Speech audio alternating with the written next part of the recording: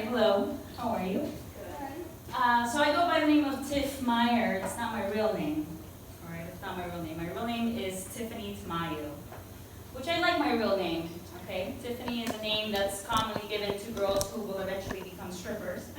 And Tamayo is the name of a ghost town in the north of Spain where everyone mysteriously died of tuberculosis. And I really like this name. I think it defines me pretty well.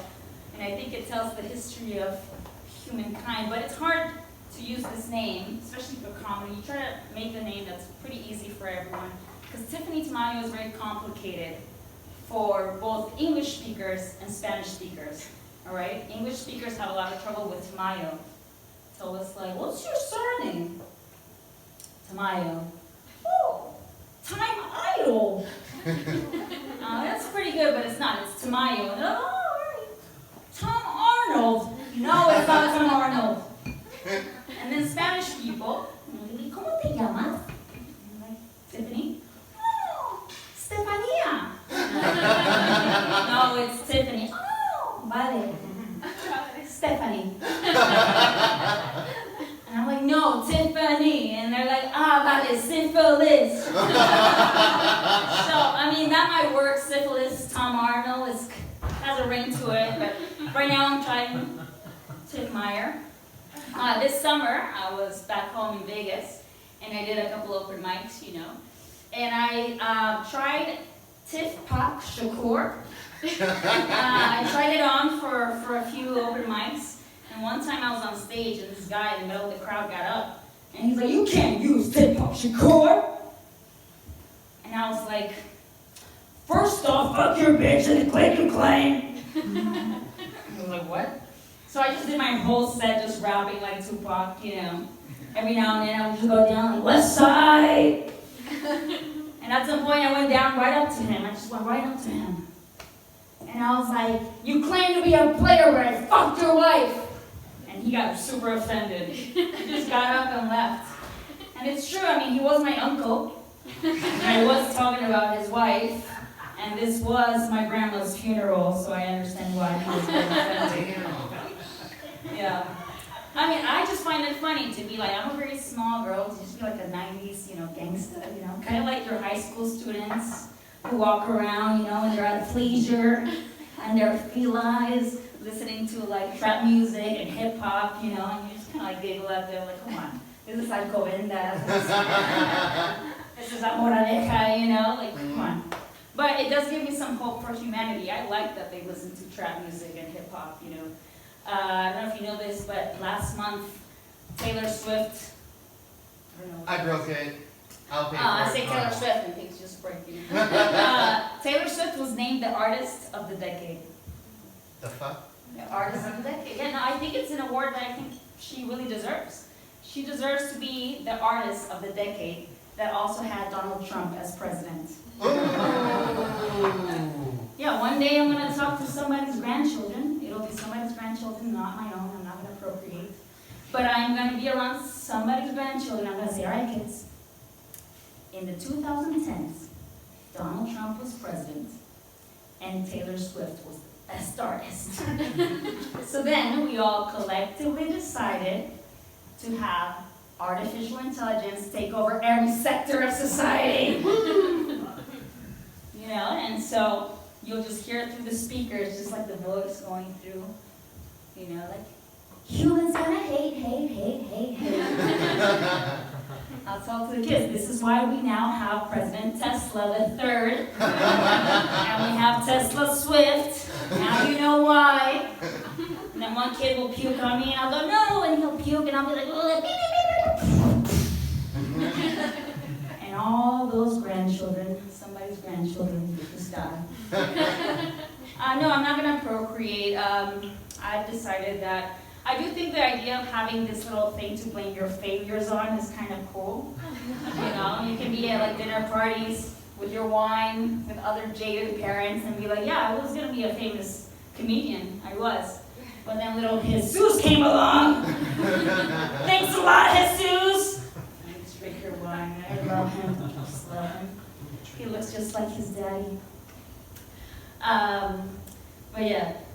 I don't know, not procreating. Yeah, I think that we need to start using condoms again. Because there was a really huge decline in this decade not using condoms. I don't know what happened. Generation Z just said, oh, STDs are fake news. It's very strange. It's very strange. Generation Z thinks abortions are just this really easy thing you can do, just like deleting some, taking someone off your Instagram or TikTok or whatever people masturbate to these days. TikTok. TikTok, right? Yeah, I'm very, very careful. I'm very, very careful. I don't want to procreate, so I never have pregnancy scares. I have abortion scares. Because if I get pregnant, I'm going to have to get an abortion. I'm terrified of this. It's a very complicated thing. So yeah, start wearing condoms again, please. Please stop being a slave to the continuation of the species is what I'm trying to say. But I am really thankful that you're here. And I'm thankful that your families, your parents decided to have you. I'm so cold. I'm a very small person. I'm shaky all the time, so I'm just glad to have some like human warmth around here.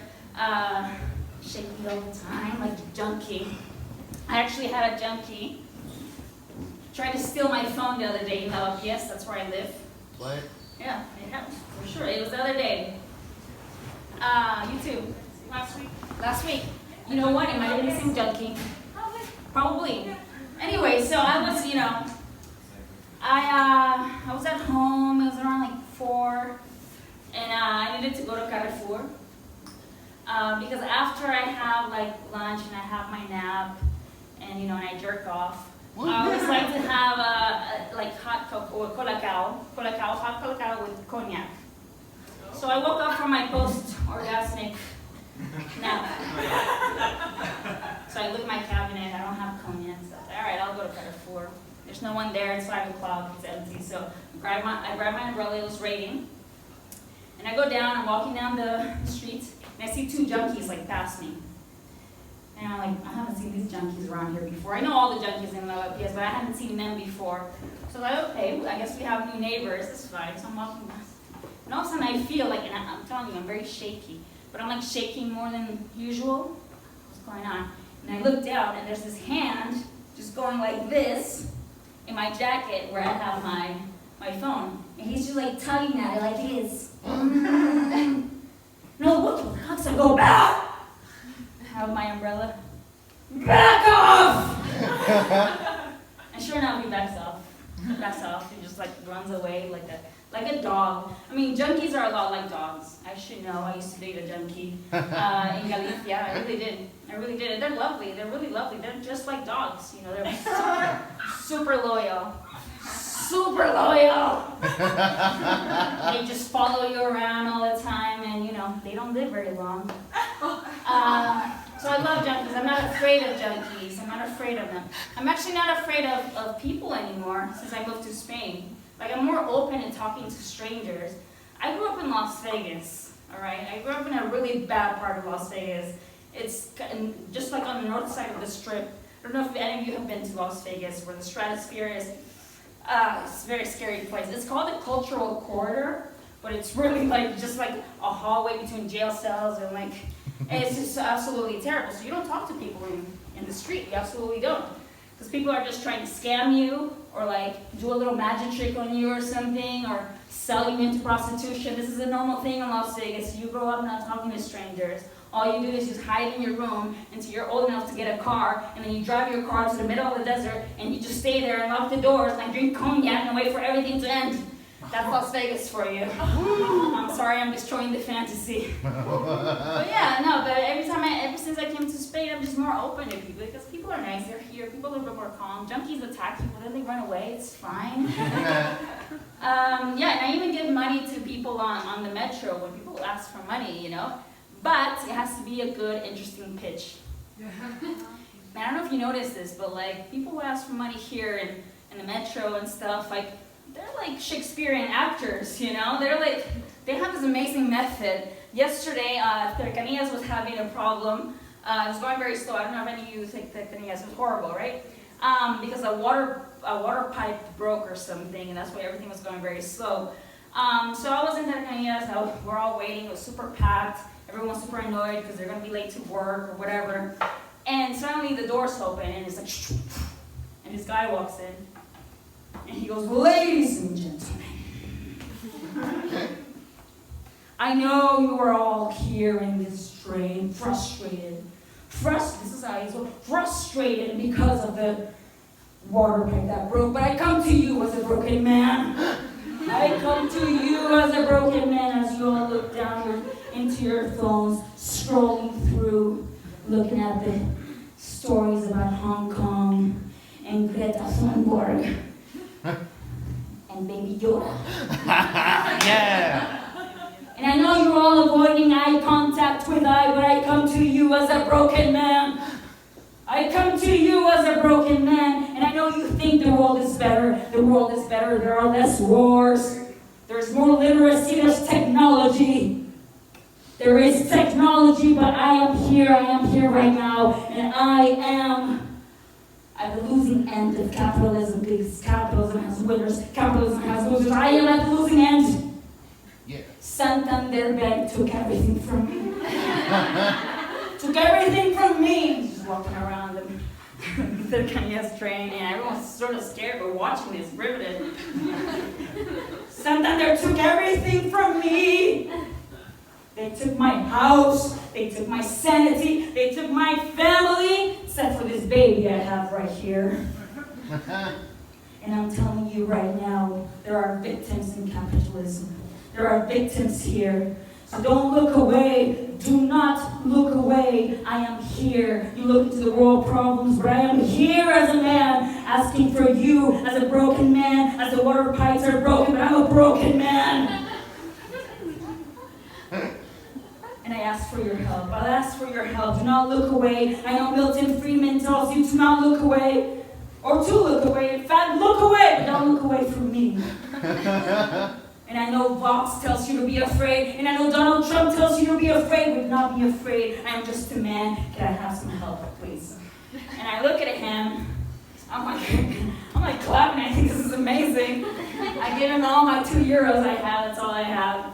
And I say to him, you had me a Baby Yoda. That was amazing. And I said, listen, you're going to use this €2 for heroin.